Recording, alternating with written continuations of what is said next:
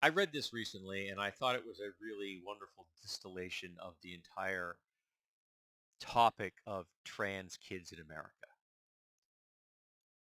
You can help make trans kids happy or healthy, or you can help make trans kids miserable and isolated.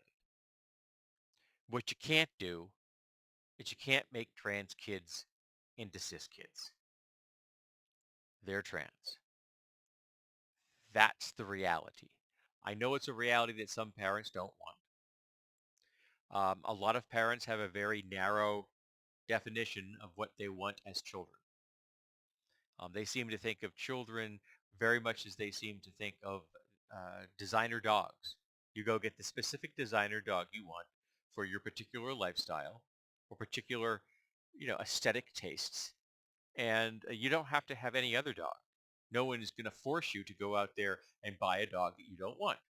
You get the specific dog that you want to get. They seem to treat kids the same way, that this is what they want their kid to be. And like the iron bed, if the kid doesn't fit that little definition they've got, they will either be stretched until they do fit it, or their limbs will be lopped off until they fit. But for these parents, what's important is that you fit in that very narrow little definition. That is more important than your children's happiness and if they lead long, healthy lives. Or even, I guess, if they continue to live at all. Because there are very high suicide attempt rates amongst trans kids when their families don't support them. Do you know who has lower suicide rates? Trans kids that have supportive families and friends. I know that is shocking. That is probably going to come as a great surprise to many people who hear those words. If you treat people with respect and love and affection and do what you can to make their lives better, they thrive. That's really important to me that we make sure that every trans person in America thrives. I want trans kids to grow up to be trans adults. That's my goal. And I want the trans adults to have all the rights and privileges that everyone else does if they are cis. I want all the rights to be equal for every cis person, every trans person, for every gay person, for every straight person. I want all the rights, all the human rights, all the civil liberties to be the same. Again, I know that makes me a radical communist for that very concept. But the most vulnerable demographic in America are trans children. And we have a lot of politicians in America that are willing to punch down. Not just punch down, but they're willing to knock them down and then start kick them with jackboots. Um, all because the red caps seem to really enjoy sitting back and watching that happen. They have learned that fear mongering about trans kids will get them to be reelected or elected. Even though trans kids are not a danger to America, and no one is forcing their cis kids to be trans. And the parents, of course, they are viewing their kids as cis as by default.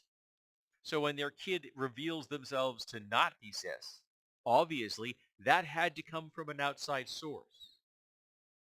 Because remember that wonderful little definition I mentioned. Their kid was always in here.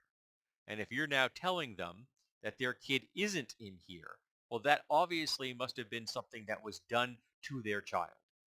That their child could not have arrived at this position on their own through deep soul searching. No, no. Now remember, if a kid comes out as trans in a living environment with conservative parents, that is an act of supreme bravery. There's a reason a lot of these kids don't come out until after they've moved out, after they've gotten to college. Because now they have the ability to be away from the dangerous people who would at best heap, emotional and psychological abuse upon them. At worst, it would become physical or potentially even put their lives at risk.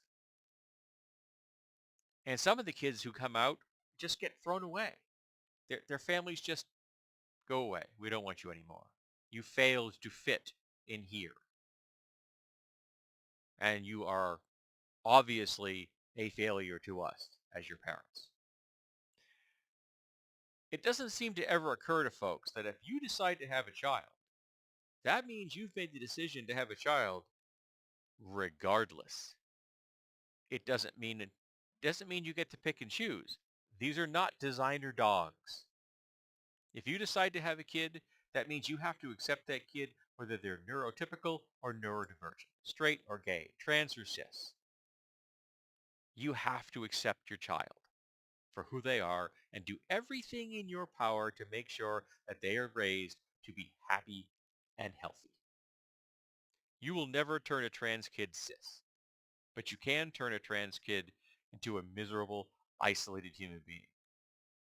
And if that is something you endorse, you are morally and ethically bankrupt, and you would do the world a favor by giving your kid the chance to go live with someone who actually treats them like a human being.